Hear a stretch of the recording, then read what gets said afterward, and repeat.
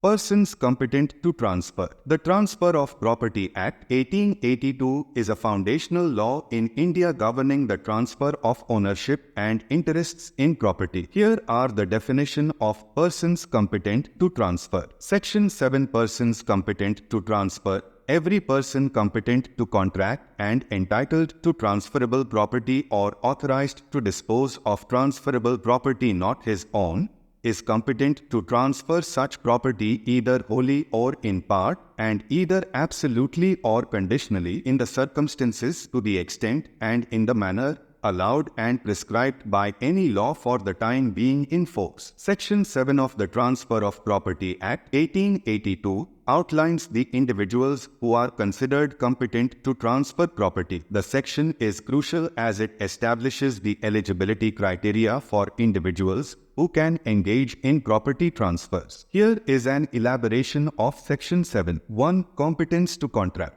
The section begins by stating that every person who is competent to contract is also competent to transfer property. Competence to contract refers to individuals who are of sound mind, not disqualified by law, and have attained the age of majority. Minors, persons of unsound mind, and those disqualified by law are typically not competent to contract. 2. Entitled to transferable property. The person desiring to transfer property must be entitled to the property. Entitlement implies having a legal right or interest in the property. This ensures that only individuals with a legitimate claim to the property can initiate a transfer. 3. Authorized to dispose of property not his own. The section also includes individuals who are authorized to dispose of transferable property even if they are not the legal owners. This covers situations where a person, like an agent or representative, has been given the authority to handle and transfer property on behalf of the actual owner. 4. Competence to transfer. The competence to transfer extends to both movable and immovable property. The person must be legally capable of transferring the property either in full or in part, and the transfer can be absolute or conditional. Absolute transfer implies an outright transfer without any conditions, while conditional transfer involves certain stipulations that need to be fulfilled for the transfer to be effective. 5. Subject to applicable laws. The section emphasizes that the transfer of property must comply with any laws in force at the time. This ensures that property transfers are carried out in accordance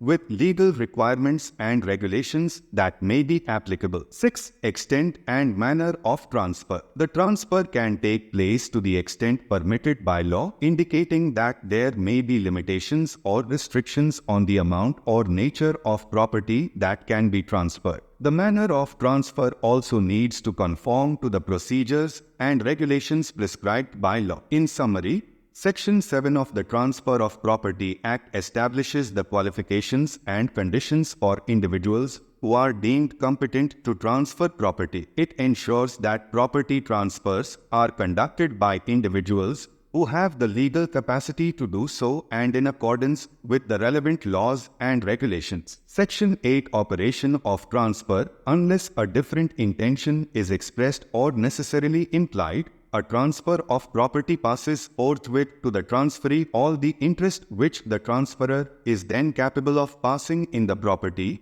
and in the legal incidents thereof. Such incidents include where the property is land, the easements annexed thereto, the rents and profits thereof accruing after the transfer, and all things attached to the earth, and where the property is machinery attached to the earth, the movable parts thereof, and where the property is a house, the easements annexed thereto, the rent thereof accruing after the transfer, and the locks, keys, bars, doors, windows, and all other things provided for permanent use therewith, and where the property is a debt or other actionable claim, the securities therefore, except where they are also for other debts or claims not transferred to the transferee, but not arrears of interest accrued before the transfer, and where the property is money or other property yielding income, the interest or income thereof accruing after the transfer takes effect.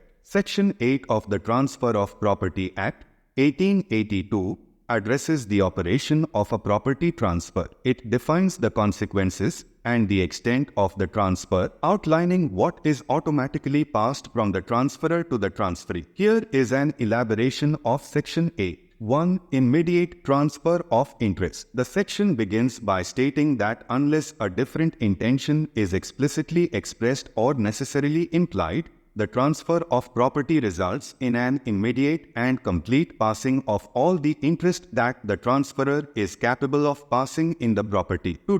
Legal incidents of property. The legal incidents of the property include various aspects depending on the nature of the transferred property. For example, land, the easements, rights over neighboring properties, rents, profits, and fixtures attached to the land transfer with it. Machinery attached to the earth, movable parts of the machinery are transferred. House, easements, rent, and various permanent fixtures, locks, keys, bars, doors, windows, etc. transfer with the house. Debt or actionable claim. The transfer includes securities associated with the debt or claim, except when these securities are also linked to other debts or claims not being transferred. 3. Exclusion of arrears of interest. In the case of a debt or other actionable claim, arrears of interest accrued before the transfer do not automatically pass to the transferee. Only the future interest and the securities related to the debt or claim are part of the transfer. 4. Income-generating property. For property such as money or any other asset producing income,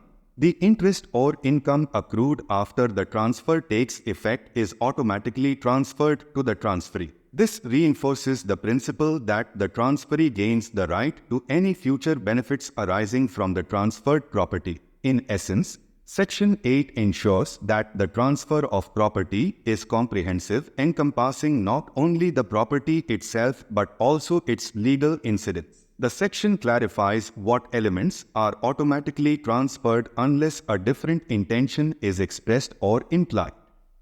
This provision helps in determining the rights and responsibilities of the transferee and ensures a smooth and clear transfer of property interests. Section 9. Oral transfer. A transfer of property may be made without writing in every case in which a writing is not expressly required by law.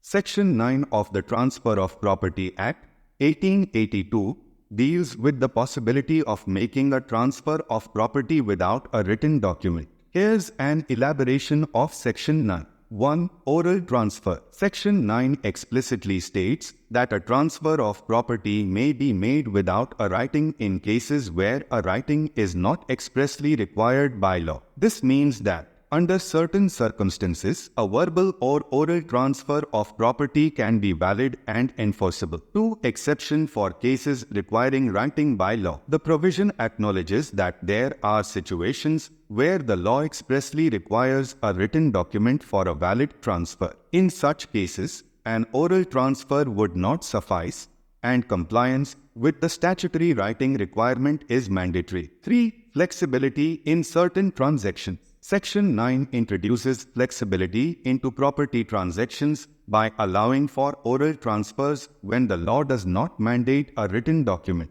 This recognizes that not all property transactions necessitate a formal written agreement and provides parties with the freedom to conduct certain transfers verbally. 4. Importance of compliance with legal requirements. While Section 9 permits oral transfers in cases where the law does not demand a writing, it underscores the significance of adhering to any legal requirements that may exist for specific types of property transfers. It emphasizes that oral transfers are valid only when consistent with the legal framework applicable to the particular transaction. 5. Practical considerations. The provision reflects practical considerations in various situations where formalities may not be essential. For instance, in informal family arrangements or small-scale transactions, parties may choose to effect property transfers orally without the need for elaborate written documents. In summary, Section 9 of the Transfer of Property Act acknowledges the validity of oral transfers in cases where the law does not explicitly demand a written document. It recognizes the importance of flexibility in certain property transactions while emphasizing compliance with legal requirements for those transactions where writing is expressly mandated by law.